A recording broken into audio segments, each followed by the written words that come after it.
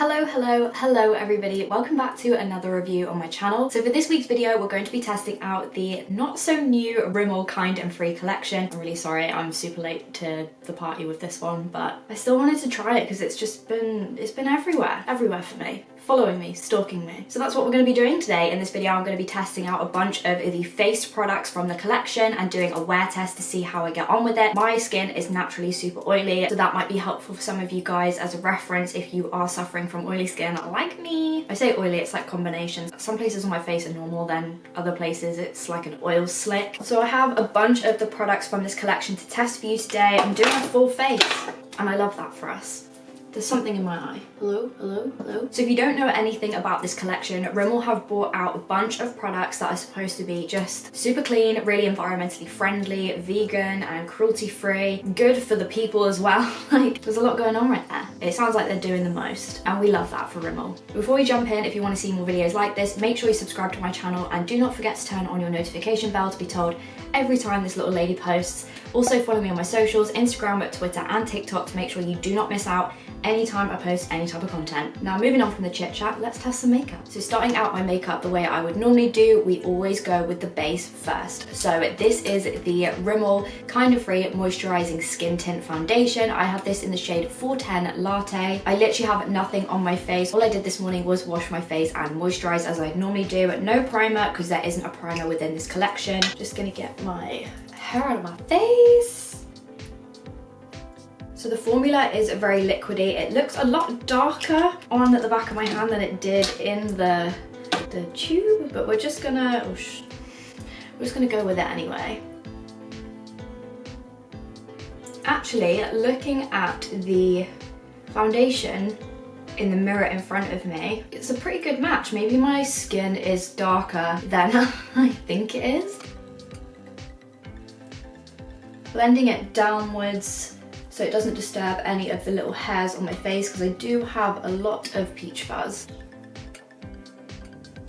Blending it down my face and into my neck. You can see that it's actually a really good match to the rest of my body. I don't really have any fake tan on my face at the minute. Lightly just going around my mouth, around my nose, using the excess to do around my eyes because you don't ever want too much product around there, but I do want like a little bit of coverage. And then going into the forehead, around the brows, then using the excess on my nose because that's where it rubs off the most. I'm gonna use the excess to kind of blend a bit more down my neck and into my hairline. Looking in the viewfinder, so far so good. It is a really good match to my body, like I said. I was very surprised about that. I'm now just gonna take a slightly dampened beauty blender just to kind of tap that product into my face. This usually makes your foundation last longer and also make sure that it's completely streak free, although I don't really feel like I have a problem with that. I always apply my foundation with a brush onto my face just to distribute the product and then tap it into my face with a beauty blender. This is just so I can really get the most out of the product. Tapping it down to my neck. So far, so good. I think it's actually blended really nicely into my skin. It barely needed any work whatsoever. It still looks like my natural skin. I would 100% say that is definitely evened out my skin really nicely. So everything is looking flat, ready to go. Next up I have the Kind and Free Hydrating Concealer. This is in the shade Light 20. There was a very limited amount of concealer options. I don't know whether or not it was just the store that I went to buy it from, but I think there was only an option of about 5 different shades. I was debating getting a lighter one and a darker one so I could do like a cream contour situation, but they didn't have the one I wanted. What can you do? So this is a really small, very kind of firm doe foot applicator for this product. In some ways, oh, that was too much. Well, we're just gonna have to go with it. I was saying that is quite good for getting a precise, you can hear that funny grinding noise. That is my dad opening the garage 2 floors down. It just radiates through the whole house. Yeah, like I was saying, it's sometimes really good because you can get a precise application of where you want product, like especially if you're trying to blend down your nose to create a highlight. Just using that same beauty blender but the pointier end to blend out that concealer. This is supposed to be a really natural, a really light formula and light product from what I can see. Blended out really nicely into my skin, like you can barely tell, but you can also tell that there is a little bit of brightening going on. Don't know if it's had the same effect on my nose, but let's go in under the eyes. I don't know how, but I've recently realized I actually am quite freckly on the tops of my cheeks. I don't know if that's due to like the weather or skin damage. I literally don't know.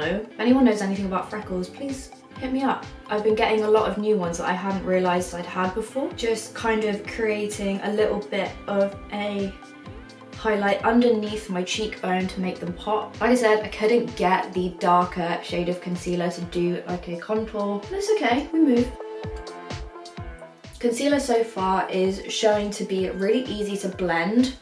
I think as I'm going along, as that foundation oxidizes, it's starting to get slightly darker on my skin. But yeah, that is foundation and concealer applied. It is so natural. My skin looks really hydrated, really glowy. Very, very natural, which is what I'm loving at the minute. With the freckles coming through and stuff, like being able to see my actual skin. Sometimes, ooh. There's me just like chatting away and this thing attacks me. Is this supposed to be for application or just a protective covering? Because what the hell? It's like plastic on both sides. I don't know. I haven't even introduced the product. So this is the pressed powder. I have this in the shade 20 Light just because the medium shade looked way too dark. Is this supposed to, are you supposed to use this? It doesn't say. I'm not going to use it anyway just because I don't want to. Oh no. So, because I talk a lot, it's probably about 5 minutes since I actually applied initially that foundation and concealer. It still looks great on my skin. Looking under my eyes, it hasn't really creased that much. There is a little bit of gathering underneath my eyes, but I'm not going to blame that on the product. Or am I? I'm just going to use my favourite powder brush. This is one from Kiko that I bought probably about, I don't know, when did I go on holiday with my uncle, my auntie? Barcelona. I think it was like 2016, maybe 2017 or something. But I've had it ever since and it's just been in my drawer and I found it the other day and now I'm obsessed with it. Does anyone else have that? They forget about like tools or makeup that they bought a long time ago and didn't give enough of a chance. I actually love it and I'm obsessed. I'm just gonna powder half of my face to start off with, just so you can see how mattifying it is. Just so we can do a little compare. Just gently brushing it under my eyes, over my lids and onto this side of my face. This is the side unpowdered and this is the side powdered. There's not a massive difference. As you can see, there is a little bit of a sheen to this side that is muted on this side, but it's still there, like it's still glowy. I'm now gonna use this product to, I never tend to use a pressed powder just because I don't really get on with them as well as a loose powder. I think because I'm so oily, I like to semi-bake my face. I just kind of powder around this area to create more of a barrier so the oil has more layers to fight through before it actually gets to the surface and makes me shiny like a glazed donut. So that is my base all completed. My face looks really just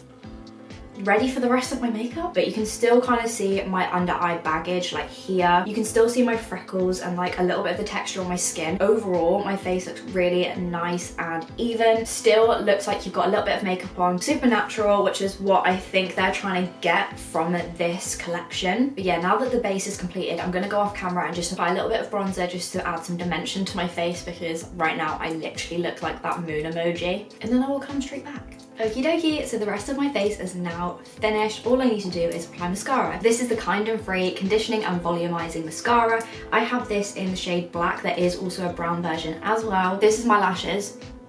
I know they look non-existent right now because they basically are. So this is supposed to be not only a volumizing mascara but also conditioning and is supposed to last up to 36 hours. I don't know who's wearing their mascara for 36 hours, but you probably shouldn't. But anyway, if it can last the full day that I wear it without smudging it down to my lower lash line and makes my lashes look banging, I'll be okay with that. Let's open her up. Oh, that's an interesting brush. So the brush wand is very, very slim. The bristles are super short, but really fine as well. I'm hoping that means it's gonna be, hello? I'm hoping that means it's gonna be really good for getting right into the base of my lashes so I can do like a couple of coats just to build it up. I'm super blind, so I'm gonna have to get a mirror like really close to my face. Gonna start off by doing this side first and then I'll show you so we can compare.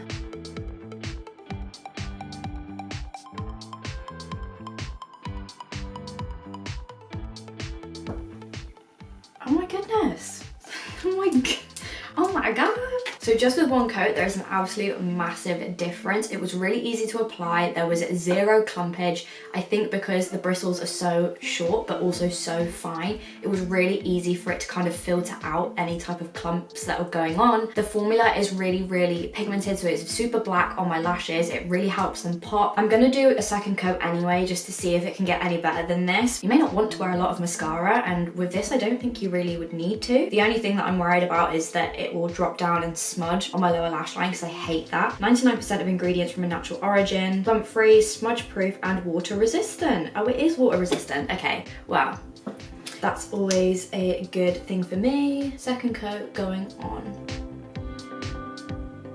Wow. So 2 coats of that mascara is pretty good, but to be honest, I really could have just done 1 and it would have been absolutely fine. Super easy to apply, really nice and buildable. I'm gonna finish off by applying to my other eye.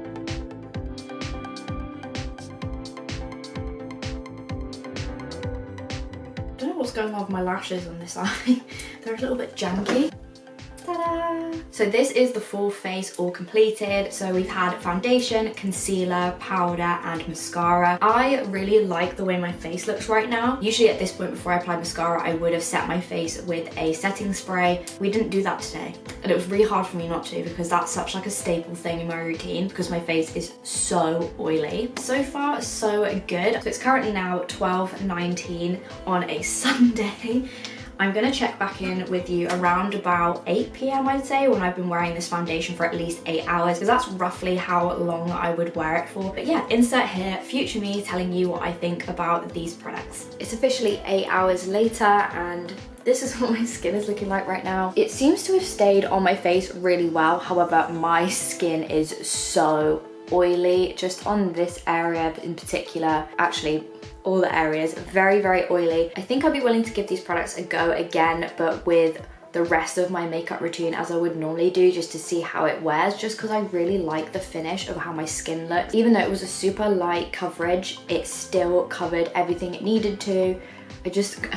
Honestly, I genuinely think I could see my reflection in my forehead right now. It's so oily. There isn't really any smudging underneath my eyes from the mascara, which was something I was very worried about. I literally can't get over how shiny my face is. But yeah, all in all, after 8 hours of wear, this is what my face is looking like. So that is it for this week's video, testing out the Rimmel Kind and Free Not So New collection. I was a little bit late to the party with this, I'm not gonna lie, but better late than never. If you enjoyed this video and want to see more like it, make sure to hit that subscribe button down below and turn your notifications on to be told every time I post. Also give this video a big thumbs up if you enjoyed it, because it really does help me out a lot. I'll also leave links in the description to all of these items in case you want to try any of them out for yourself, along with my social media links. So if you haven't already, make sure you follow me on those. I've got an Instagram, Twitter, and a TikTok. But yeah, thank you so much for watching this video. I hope you have a lovely rest of your day, whatever it is you are doing, and I will see you next time for another video.